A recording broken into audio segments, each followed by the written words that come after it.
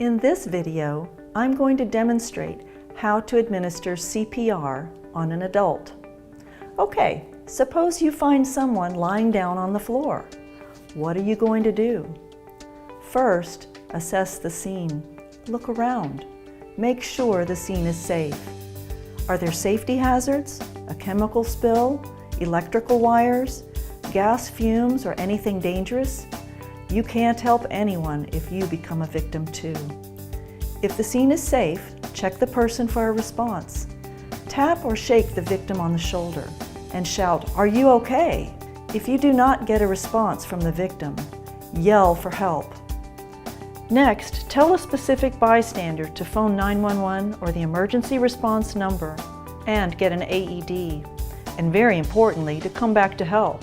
Many facilities, stores, schools, airports, conventions, and sports arenas will have AEDs available. Next, check the victim for breathing or only gasping. You need to scan the victim's body back and forth from head to abdomen for at least 5 seconds, but no more than 10 seconds. Agonal breathing sounds like gurgling or gasping. It is not breathing. You must start CPR. Now check for a pulse. To locate a carotid pulse on an adult or child, place your 2 fingers on the center of the victim's neck. Slide your fingers down the side of the neck into the notch between the muscles. You should feel a strong pulse there. If the victim has a pulse but is not breathing, give 1 rescue breath every 5 seconds. Then recheck the victim's pulse every 2 minutes. To perform a rescue breath, gently tilt the victim's forehead back with one hand, and with your other hand, lift the victim's chin. This position opens the airway. Pinch the nose closed and cover the victim's mouth with your mouth, breathing life-giving air into the victim. If you have a one-way mouth guard, use it as directed. The mouth guard has a one-way valve and protects the rescuer from contact with vomit, secretions, infectious fluids, etc. Place the elastic bands around the victim's ears to hold it in position.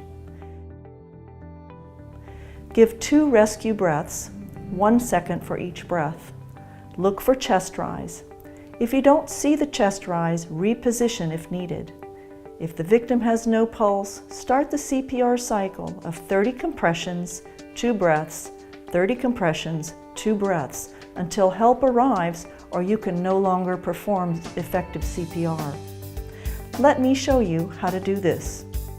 First, if possible, remove clothing out of the way of the victim's chest. Next, locate your hand placement for compressions. With your hand, draw a line from armpit to center of chest for placement. Place the heel of one hand on the lower half of the sternum or breastbone. Now, place your other hand over the first, interlacing your fingers for support. With your arms straight and your shoulders positioned over the victim's chest, push down on the victim's chest. For an adult, you will want to push down at least 2 inches or 5 centimeters. Now watch as I perform 30 deep compressions in 18 seconds or less. You want to be able to give at least 100 compressions in a minute. You may lift your hand slightly off the chest between compressions to allow for full chest recoil. But keep your hand placement. Keep interruptions to a minimum. It helps to count out loud. Some say humming the tune to the 1980s pop tune "Stayin' Alive" is good for keeping the right tempo.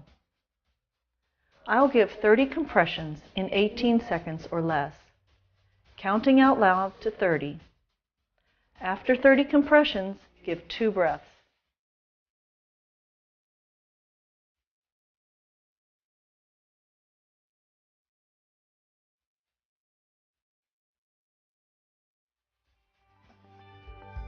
Look for the chest to rise between breaths.